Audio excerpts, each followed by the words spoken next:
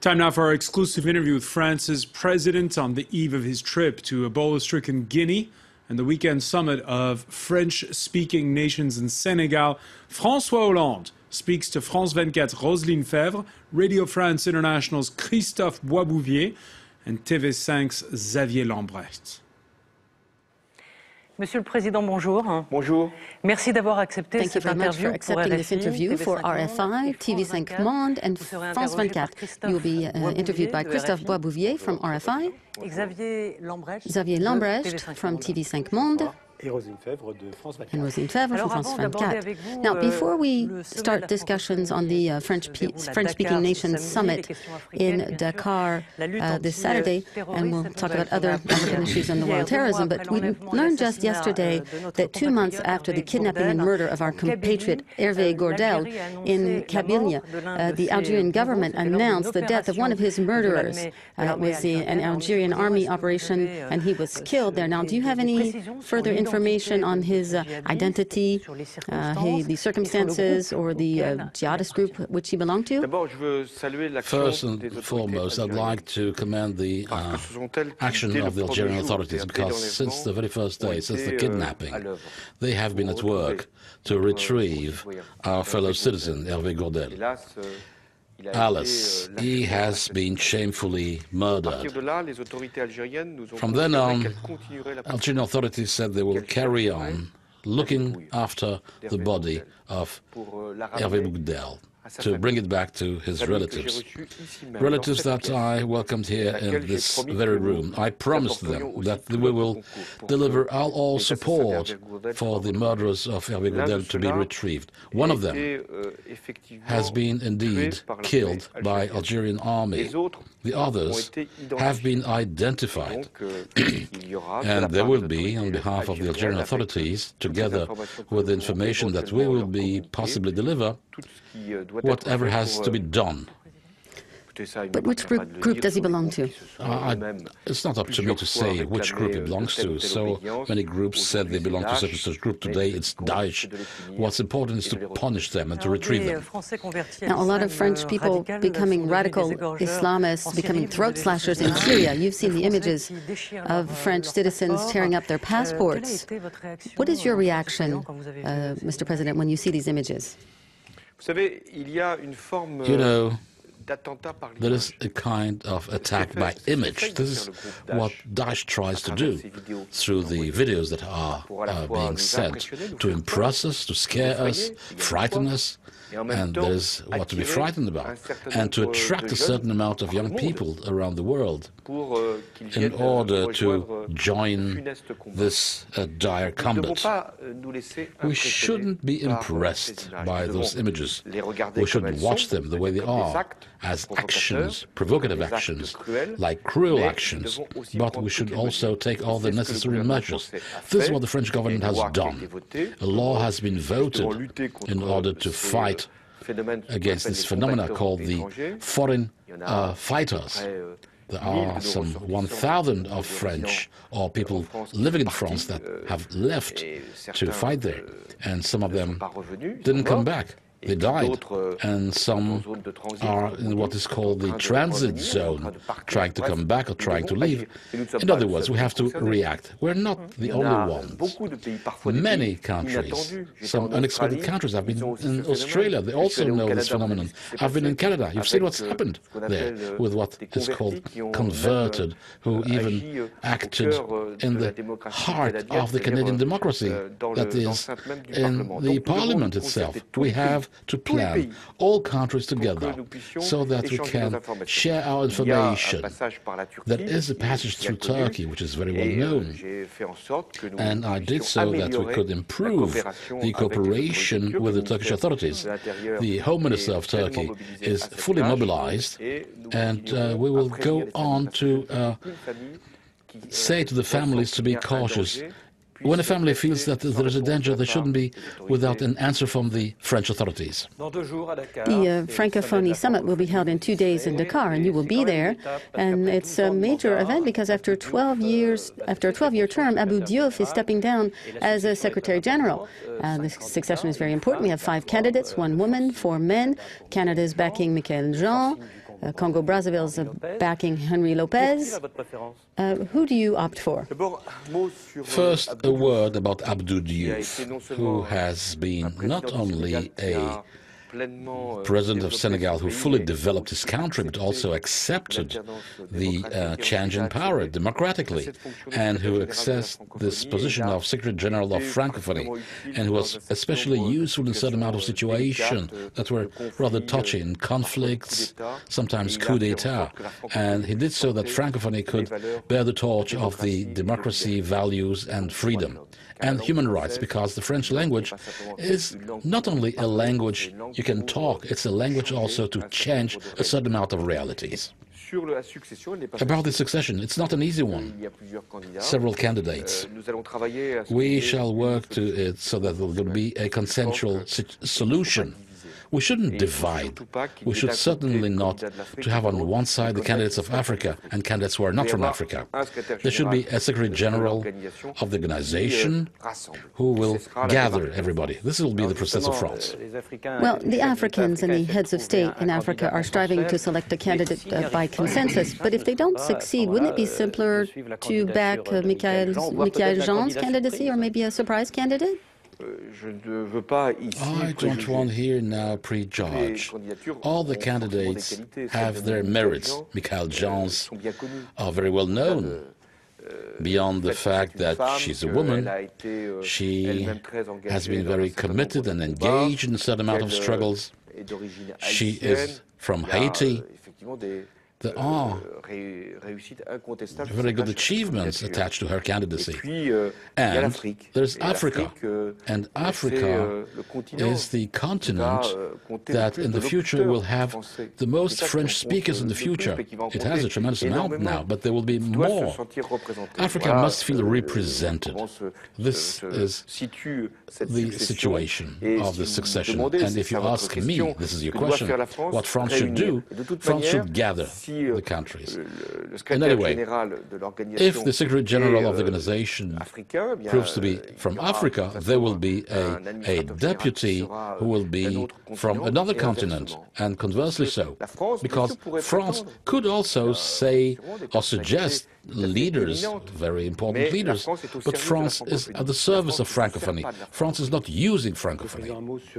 Okay, Mr. President, thank you. A word on climate change and global warming. We know that France is clearly committed to environmental issues, and they'll be at the Paris Summit late November, early December in 2015 on global warming and limiting that. And reminder, the goals are to limit temperature increases to 2 degrees Celsius. African countries are more often victims than polluters. Now, what can the Francophonie Summit, what can the French-speaking nations do about this urgent situation? Francophonie can bear witness because there are countries, African countries, that suffer already of the global warming. Desertification in progress, natural disasters, also in the Indian Ocean, islands that are disappearing, and the community of the Indian Ocean has mobilized itself, so there is already this awareness in Africa.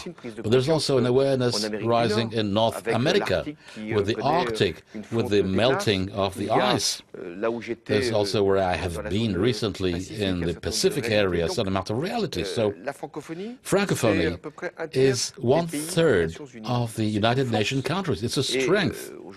And I was holding a press conference here today in France, since it's going to be in France that the COP21 will gather. We shall mobilize ourselves. Francophonie will be in a place where we'll be able to act strongly, because we already made an alliance between the continents. Unfortunately, one of the most polluting countries is Canada, a member of the Francophonie Summit. Now, are you expecting concrete commitments from them, particularly for the Green Fund that France supports? It's a UN fund that is supposed to help the poorest countries suffering from climate change. Yes, I've been there. I've been to Canada. There are diverging positions. We know that within the Canadian society. I think that a large French-speaking country, even if it has industries to develop, even if there are energy resources to enhance, should be very well aware that to pretend to a leadership, important leadership in the French-speaking area, he should show an example. So is France not supporting Michael Jean's candidacy? No. I think that Canada would do well. I talked to it with the Canadian Prime Minister. It's not about preventing through the agreements on the climate, but to avoid, not to prevent the industrial development, but to avoid natural disasters. So there's also the economic dimension of Francophonie.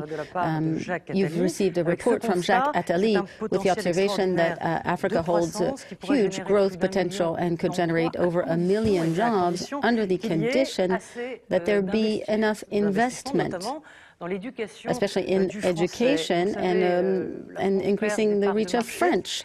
France is losing ground, losing market share, and Jacques Attali fears that his report may be collecting dust in a drawer or sleeping in some drawer, maybe even snoring in the drawer.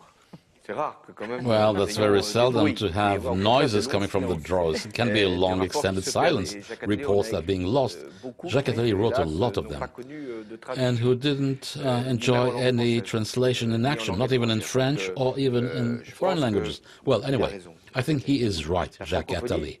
Francophonie, I alluded to it, on the political aspect. It should enable democracy, human rights, but also questions of security to be raised, and raised by a strong organization. Francophonie is also cultural values through the French language, which is not our own property, that will be able to bear the torch of diversity, cultural exception. Francophonie is also an economic tool. Why? Sign contracts in French, it's easier. Negotiate a certain amount of agreements in French, it's also easier. And welcome students, foreign students here in France, will enable us to have, in the future, leaders that will enable the development. But what proposals did you draw from it? Well, suggestions. First, simplify, ease the movements of entrepreneurs, researchers, cultural stakeholders, i.e. simplification of the visas. France should commit itself. Second point, companies themselves, enterprises should be able to train in French. Jacques Attali has a very good idea. There is what France is doing, and also what a certain amount of associations are doing that are working. I mean, the Alliance Française, for instance, and what enterprises, companies could do to train in French, their own managers, but also young people. I will launch an appeal, a call in Dakar, not only to the French companies, to the French-speaking companies, so that they would commit, and major French companies are really questioned more than others. You can't be a French major industry working in Africa and have no interest, lose interest in the issues of training and education.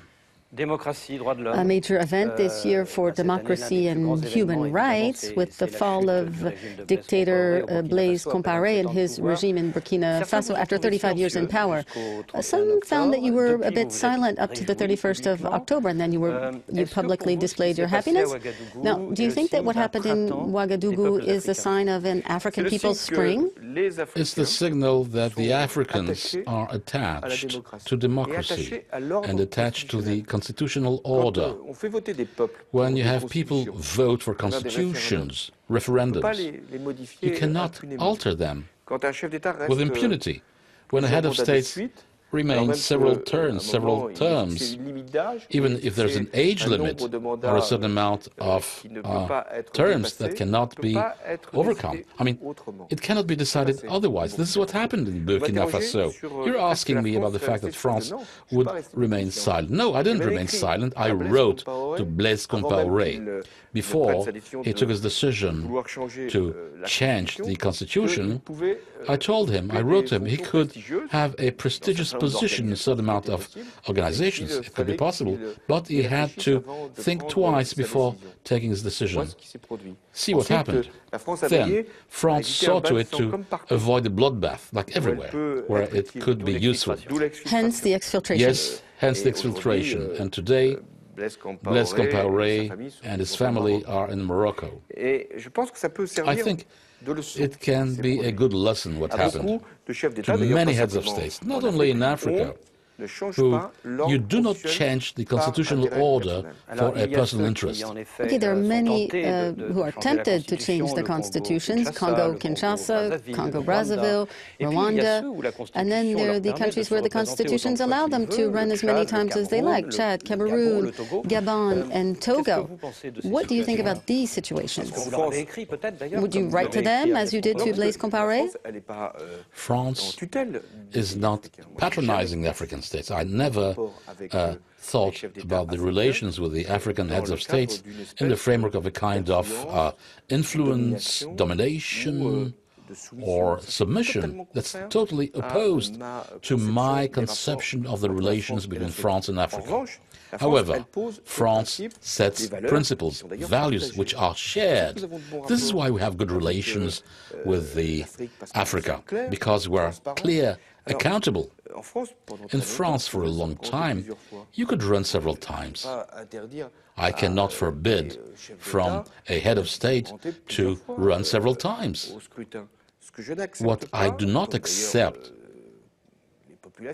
like the populations do not accept, is that at the very last second, while there is a rule, a constitutional rule, modify it, especially when the rule has been approved by referendum. I'm also aware of what's happening in Burkina Faso, so that there will be a respect of the constitutional order, even if we're in the transition phase. Okay, so these countries where constitutions allow them to stay in power as long as they want and to run as many times as they like, what do you think about those? In such case, it's the guarantee that the elections would be free, pluralistic, meaning several candidates, and democratic. From this point of view, this one country that should be quoted as an example is Tunisia. Tunisia able to organize unquestionable legislative elections and a presidential election which is not over, but which is also unquestionable. Now, as regards Burkina Faso, will France be observing and making sure the presidential elections are free and fair in 2015? Yes. I wish to say this also at this Dakar summit. Now, as regards Chad, can we ask President Idriss Déby to open up to true democracy and at the same time to ask him for hospitality for the Barkhane operation? There's no incompatibility between democracy and the presence of French soldiers. It would be absurd for us. Are we not indebted to them? Yes, indeed, I'm in debt to Chad. But we can't be teaching them lessons. There are Chad soldiers who died at Bangui, who sacrificed their lives, and I thank President Déby because we had to fight against terrorism. I am in debt also to Chad for what Chad is doing regarding Boko Haram. Well, then Idriss Déby knows it. We have the will, like everywhere else, the wish that elections be, as I said previously, pluralistic and democratic. And that's true for everywhere, even where we have soldiers. Now let's talk about southern Libya, which has become a supermarket for terrorists from Hakim and Boko Haram. Now in this region, the United States, the UK and France have been sharing intelligence, but can we expect in the near future perhaps airstrikes getting ready? We know that the Defense Minister Jean-Yves Le Drian is in favor of it and would like a new coalition around France and as well as some Arab countries. What is true is that south of Libya there is a structuring of terrorism, namely a regrouping which is especially dangerous of terrorist leaders, very well armed, with means, tremendous means, through the following the chaos, following the intervention in Mali. And we have to be very vigilant. This is why France, together with the support of Niger, set up a base, a military base, enabling in north of Niger to monitor what's happening. Manama, yes. What's happening in the south of Libya. And all the countries of the area are all aware that there is there a concentration which is very dangerous of terrorist groups. I welcomed yesterday the Egyptian President al-Sisi, who has the same information that we have. What should we do? It can be done only with Libyan authorities that would ask for an international action. And certainly, are you waiting for a call? The Security Council of the United Nations is the only legitimate organization to decide it. We're not there yet. There can be only an initiative from the United Nations. So you want a framework, an official framework? Always. There has never been an intervention where France could be a stakeholder without an international framework. So it's United Nations, Secretary General of the United Nations, who is working for the time being on the political side. We have to monitor, that's what we're doing, this part of the south of Libya, but there's no intervention. So far. Well, just yesterday you said with President Sisi that we have to act, we have to do something. We know that airstrikes against the jihadists in North Libya last summer, these planes took off from Egypt. Now, should we go further now? Do you agree with his pro-Haftar policy from Fatal al-Sisi? We want that the various Libyan fractions meet, so as the state and state of law could be reestablished. It would be useless to use such countries' influence to destabilize even more Libya. We need a framework. We need an authority. We need rules, and we have to do whatever possible from the political point of view that there will be at long last a state in Libya that could act. Now, a question on the Middle East. Tomorrow in Parliament, the MPs are debating on a resolution to recognize the Palestinian state. Now, in France, you're the president, you determine foreign policy. Now, if the Assembly of Parliament votes for that resolution, will you back it and later the Senate's resolution? There is a resolution that was submitted that will be discussed tomorrow, that will be voted beginning of December. I have not a say on this. It's an initiative of the Parliament. Same goes for Senate. However, I think that there will be a need for an initiative. This is what the Foreign Minister, Laurent Fabius, will say tomorrow. An initiative so that we could restart the negotiations between Israelis and Palestinians, and an initiative that could, if there is no negotiation, organize a conference enabling exactly to find an issue to this conflict, on the basis of what has always been the major parameter of the French position, namely a Palestinian state which will be recognized alongside an Israeli state with the guarantees of its security. There are initiatives, first, that come from the parliaments, not only from France, but there is mainly a diplomatic initiative that France should lead. Are these initiatives from the MPs, is that a response to the extensions of the Jewish settlements in the occupied territories? Do you think that's why a lot of the parliamentarians are reacting that way?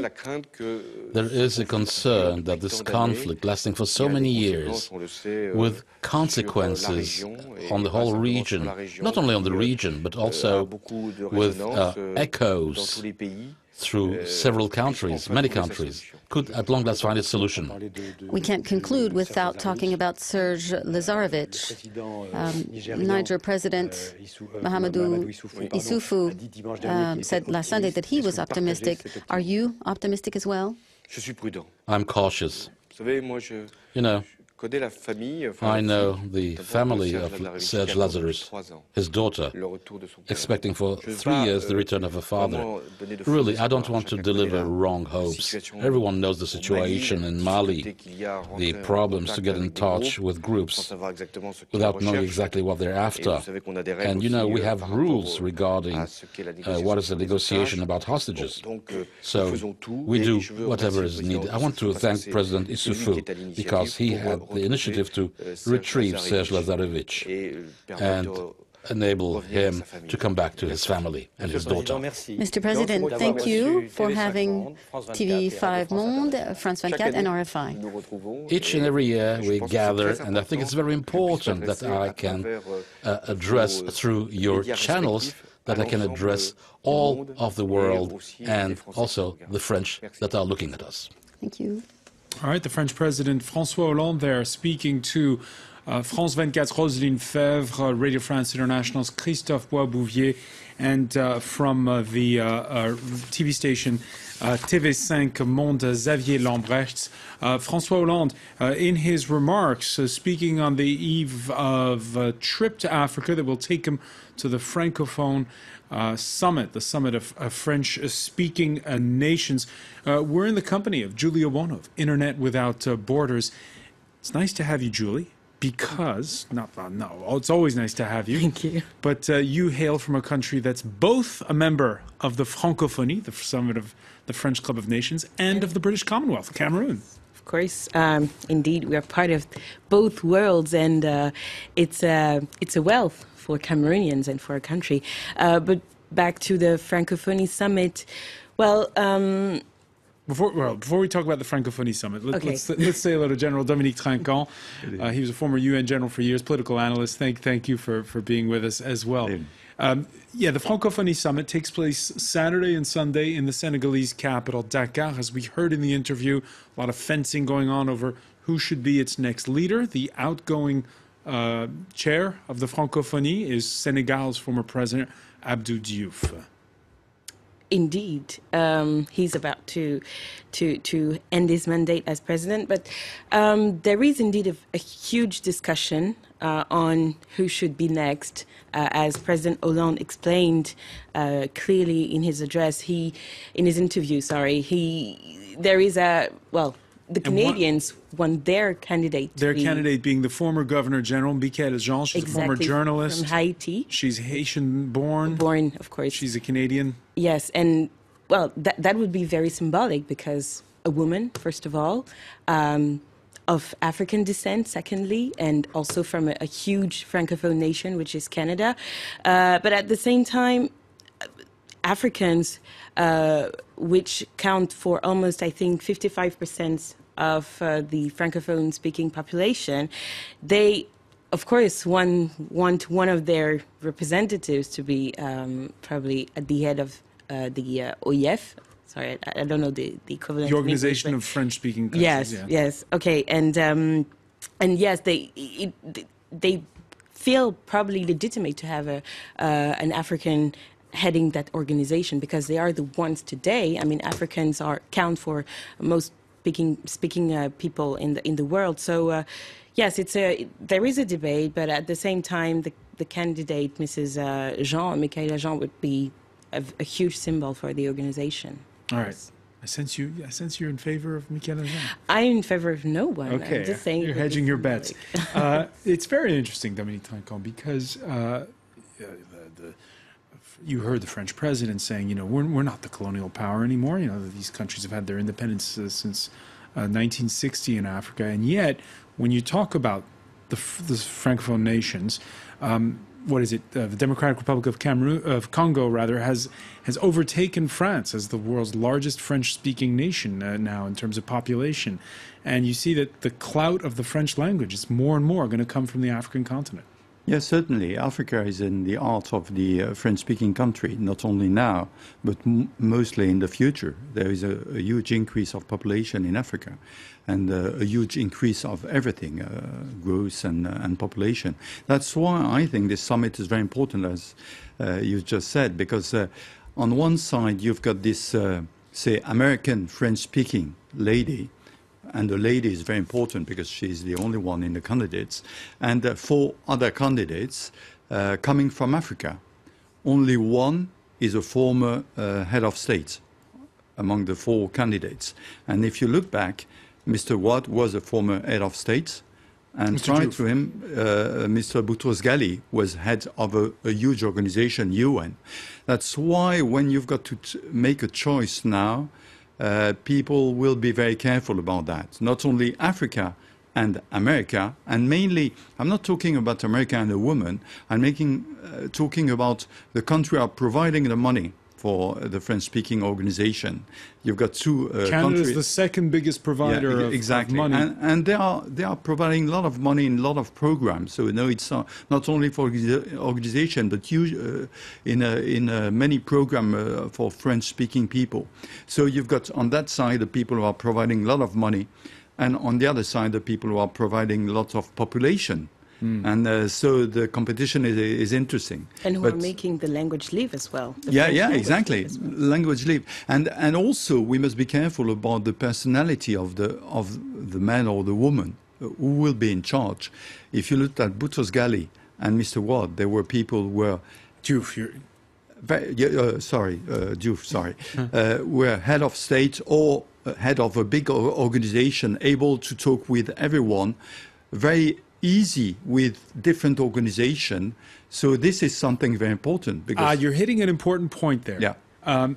Does that prove that the Francophonie, this club of French-speaking nations, is genuinely a body to help push forth the interests of the French language, or is it a lobbying group? No, I think it's a club. You're talking about Cameroon, who is in two clubs. You can be in two clubs. There is no problem to be in two clubs. But within this club, you've got several things to do. And inside the French-speaking country club, you've got the language, which is the thing which gather the people. But then you've got several matters to deal with. And one of the matters could be lobbying. When you've got all these head of state talking together in the same language, which can help about a difficult subject, it can help to be in the same club. All right, speaking of talking the same language, there was one point in the discussion during the interview where he mentioned a pledge that François Hollande made on the campaign trail to make it easier for visas, most notably for foreign students. Explain to us, Julie, why this has been such a sore subject. It is a very sour subject, which dates even back to history. But it's very important because we all remember that 2 years ago, President Hollande already made a speech in Dakar, where, in the occasion of the Francophonie, where he basically asked and said that France would rethink its relationship with its former colonial empire and with African countries particularly. And it was perceived by African citizens and intellectuals as, a refreshing way of thinking the relationship between both parts of the world. But what we have witnessed is that it did not translate into strong acts. I'm thinking, for example, as you're talking about visa issues, I'm thinking about Bousso Dramé, who is a young African woman, intellectual, who even, I think she won a sort of French grammar competition. I forgot exactly the name. And she basically refused to come to France because she said, I'm facing so many visa issues, I don't even understand why. And we heard in his remarks the French president say he's going to cut through the red tape, not just for students, but also for businessmen. Of course. And it's important because he's saying Francophonie is not only about language, it's about politics, of course, it's about influence, it's about geopolitics, and it's also about economy. As President Hollande said, when you deal in French, in the same language, it's easier. Of course, it's easier compared to when you deal with Chinese or Brazilians or Indians, because that's where I think the interest is. But back to the issue of visa, it's perceived really as a sour subject because African citizens are feeling like they are promoting a language, they are sharing values with France and all what the president just said, but in return they only get they're sort of apart from the world, basically, because it's difficult for them to get visas, it's difficult for them to travel, it's difficult for them to make business with French people in France. So really, if what President Hollande just said translates into clear acts, it will be perceived positively by most of the population. But personally, I'm afraid it won't be the case. Because you think today, it's not going to be the case? No, because today, well, if you look in France, for example, not for example, but precisely, the administrative legal system, most of the cases are concerning foreigners and African foreigners specifically. So there is this issue. How do you treat African immigrants in France and how you treat them from where they come in Africa? So for me, it's a challenge. You don't think he's going to keep his promise? I want to say hello to Emmanuel Iga. Paris traffic could not keep him away. It was really tough today, yeah. Who hails from a nation that's not part of the Francophonie, but part of the Commonwealth, yes. Nigeria. Yes. What do you think? Is the Commonwealth the same thing as the Francophonie? Well, first... Is one Anglophone, obviously, the other Francophone? Of course, and one is much older than the other. The Commonwealth has been in existence for quite a long time, and there is something a little bit about experience in organizing countries that share the same history to some extent and language, as in the case of Commonwealth. I think there is a stronger, let me say, political dimension in the Commonwealth than we have been able to see in the Francophonie organization. More than in the Francophonie, you're saying? I think so. When we've had issues with certain countries, I remember the time we had serious problems with military dictatorship in Nigeria. When there was the hanging of Ken Saro-Wiwa under General Abacha. Exactly. They came on very, very, very heavily on Abacha, and that helped a lot in putting that dictatorship away and bringing about democracy. General Tranquil, let me get your reaction to that. I remember it well, the hanging of human rights activist Ken Saro-Wiwa. There was a boycott of Nigeria decided at a Commonwealth summit. Do you see the same thing ever happening at a Francophone summit? Of course, there are the same rules. I agree that... But do you think it's possible? Yeah, of course it's possible. Yeah, look at Madagascar. Madagascar was out from the Francophone country organization for a while because there was a coup there. So I think it's possible. The big difference I see, I know a bit Commonwealth too, is there is the Queen. And that you've got no discussion. She's the Queen of Canada. She's the Queen of Australia. Yeah. But I think yes, no doubt that there is the same sort of mechanism and spirit. The two organizations are talking to each other very often, and I'm pretty sure that the same thing happened in the French-speaking countries. Yes. Julia Warner, what's your feeling on this? Because, again, as Cameroonian, a member of both Commonwealth and the Francophonie, are these remnants of the colonial era? Most of the nations that are part of it are former colonies of France and Britain. Or is this a good idea to have your own club of friends? It is. I think it's a good idea, as you're suggesting, because, as I was saying, when you share the same language, when you share history, because it's also about history, it's easier to interact. It's easier to make the world together, basically. But it's not enough today. We live in a globalized world where Africans, Asians, etc., interact with each other in a second, basically. So today it's probably a common ground to discuss, to evolve together, but it's not sufficient. That's why I was arguing a bit earlier that it's not only about sharing the same language, it's really about geopolitics and politics in general, and economy, of course. We were talking earlier about the political aspects and the fact that in the Commonwealth, some countries have been put aside for a certain time when they did not comply with, international rules in terms of democracy, governance, etc. And in the Francophone space, it's a bit different, I feel, because, for example, President Hollande talked about Chad in his interview.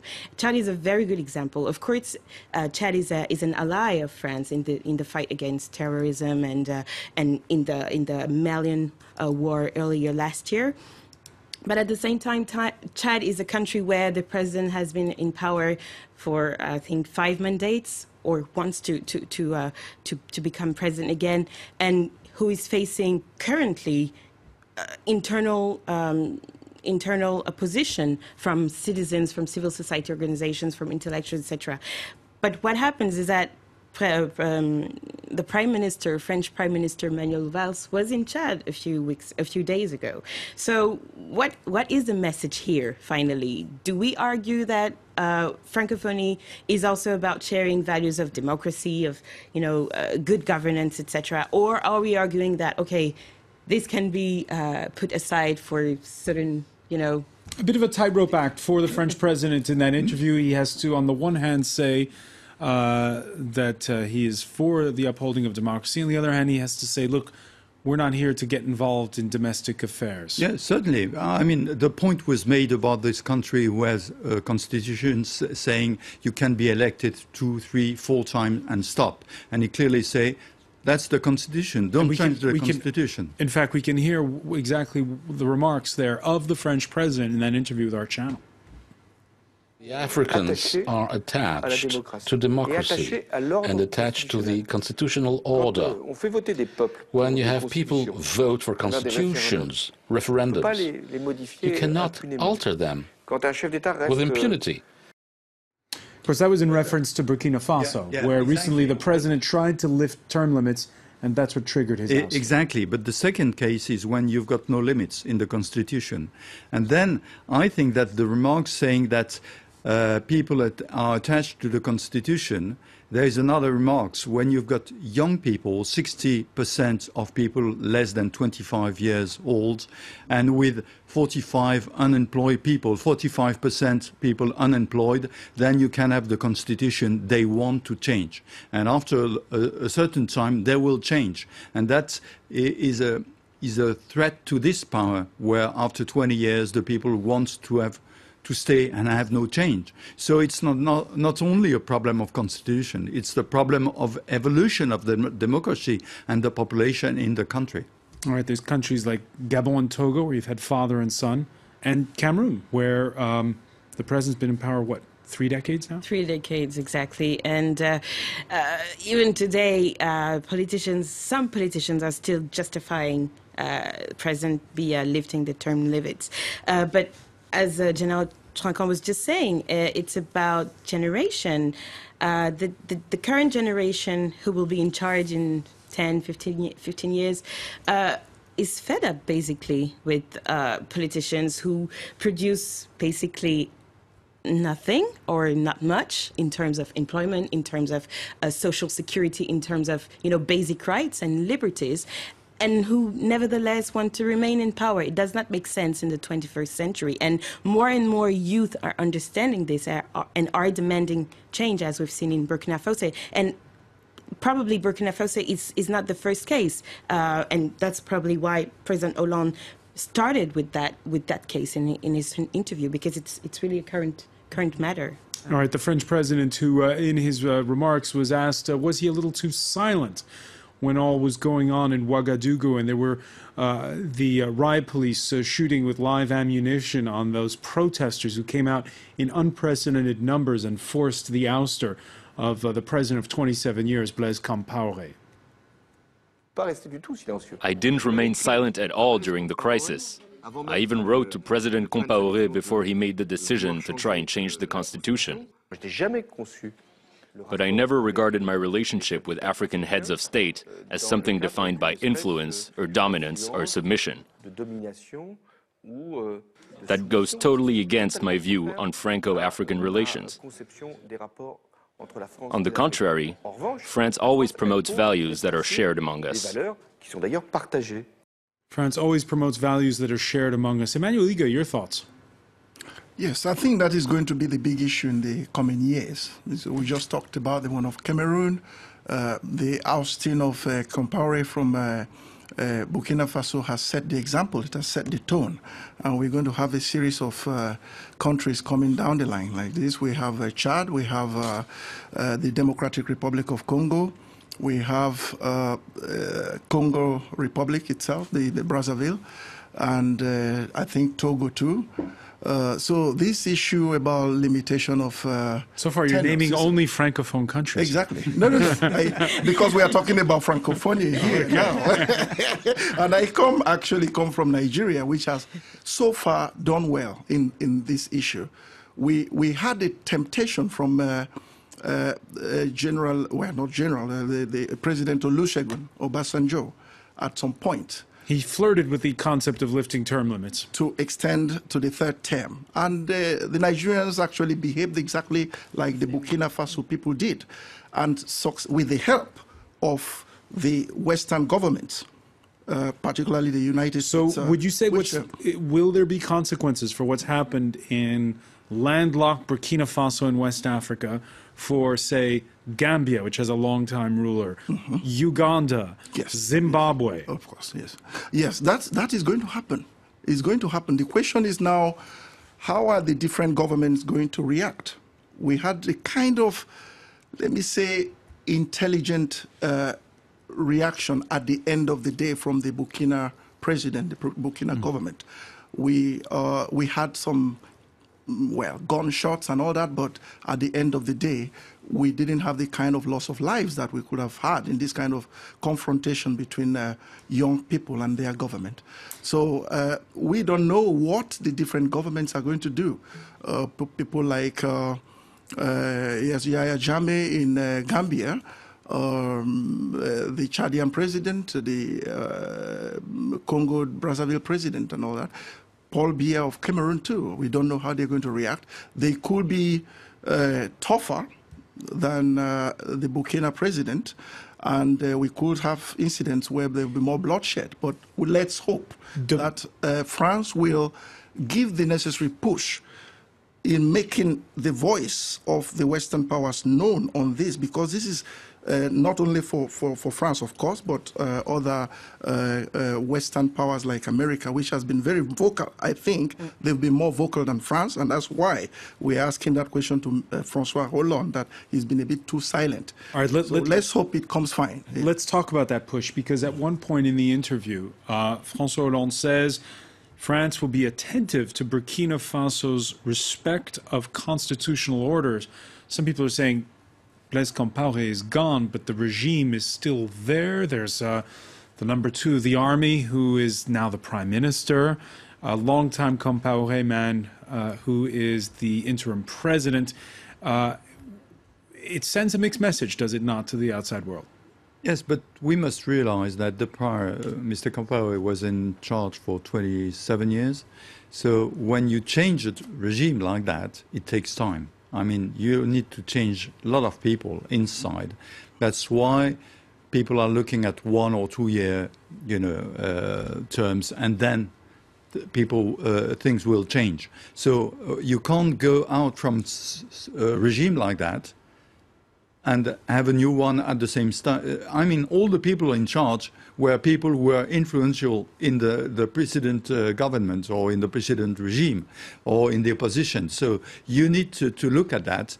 And that's why the president probably say that, meaning that there must be a transition, a democratic transition. Of course, there are military, because the military were very important in what's happened. You know, the people were in the streets, and the army immediately decided not to fight and to say we are with the people. So it was very important. So it's a way to recognize their role in the transition. Doesn't mean that there will be a military regime. All right, let me ask you, the French president during the interview hinting at the fact that it's been widely reported that Blaise Compaoré was offered the chairmanship of the Francophonie organization, and he turned it down, and we know the rest what happened afterwards. The French, whereas they haven't been as vocal in other places, we've mentioned the other, in this particular case, they did drop hints and did try to ease out Compaoré, or help ease him out. What did Paris know about Burkina Faso? Yes, I think it's important when you are in a crisis like that and when your analysis say there will be a problem, to open a door and to open a choice. Either you do your Paris own seemed way. to see it coming. Yeah, probably, because, yeah, as I say, when you look at all the country with these young people who are fed up, as you said, about the situation, and if they were talking already with the army, which is probably what was probably the case, they knew that the army will not fight, and so they know that there was a possibility to make a coup against the president. So I think everything was in place, but around the President Compaoré, you know, the family, the people around that were not looking at that. They were just looking at, we want to continue as usual. They were not looking exactly at what was happening. All right, the couple of other points that were mentioned during that interview, one of them regarding outside of Africa, an initiative for the Middle East. He hinted that there's going to be a big announcement by the French foreign minister on Friday, this ahead of a vote next Tuesday in the National Assembly, whether or not to recognize a Palestinian state, following there perhaps in the footsteps of Sweden, which has just said that it's going to. What could that big initiative be? Peace talks, obviously, of some sort, is what he seemed to say. Yeah, I don't know. The decision taken by the French Parliament and other parliament is of major importance. If we are looking inside what's happening inside Israel currently, inside Israel and Palestine, we are on a very dangerous track. I mean, you've got the Likud is too strong. I mean, it's very strong.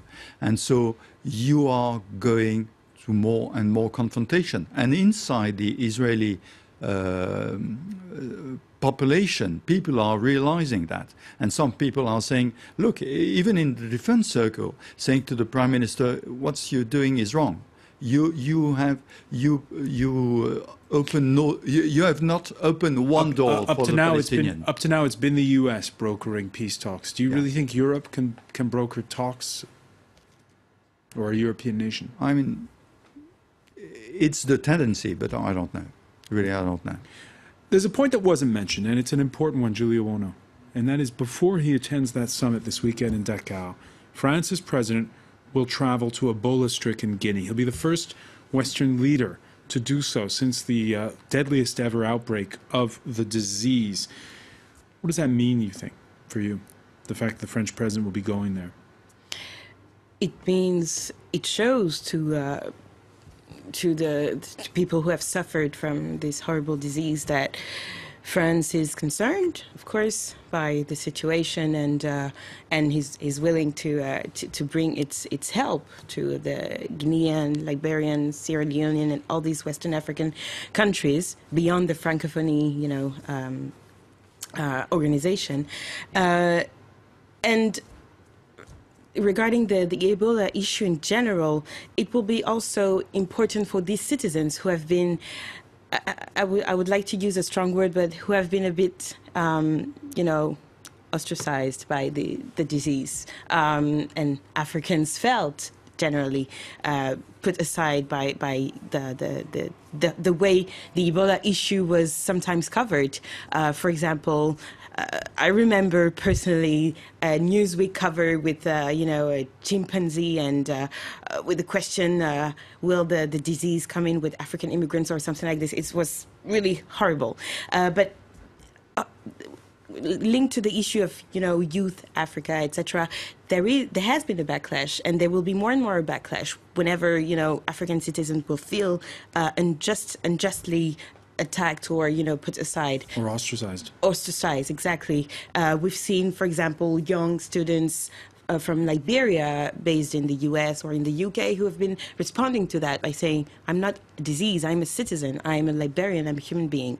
And I think it's important that President Hollande also goes there to show that, okay, you are going through a horrible history, a part of your history because of that disease, but you're part of our humanity. And as a president of a Western country world, I'm coming to talk and, you know, to help, and it's important. Emmanuel Iga?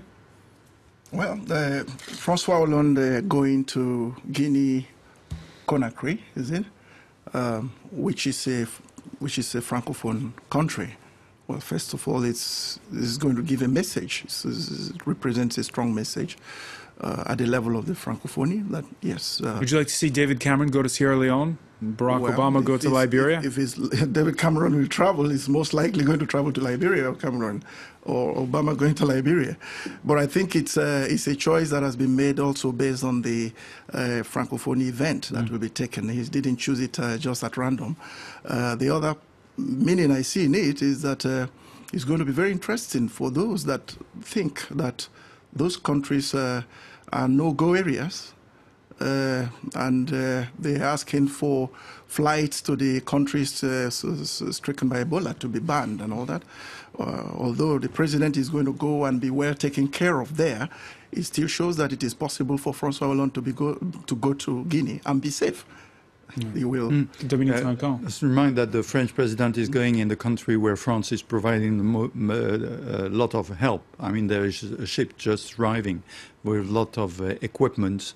There are teams of doctors and teams of civil service helping them. Our West Africa correspondent, by the way, is in Freetown. She was reporting to us earlier how the locals there feels though the international community has been slow. Yeah, sure. But the choice was made by France to provide to one country and to this country a lot of equipment and people helping. So the French president is going there to show that France is helping, and specifically in this country where there was a lot of problems. So it's not only a symbol, it's also concrete help providing to the country. But let's also hope that the same attention, I mean, unfortunately, Ebola has made us all pay attention to these diseases that are killing African citizens. And I'm also thinking about malaria, for example.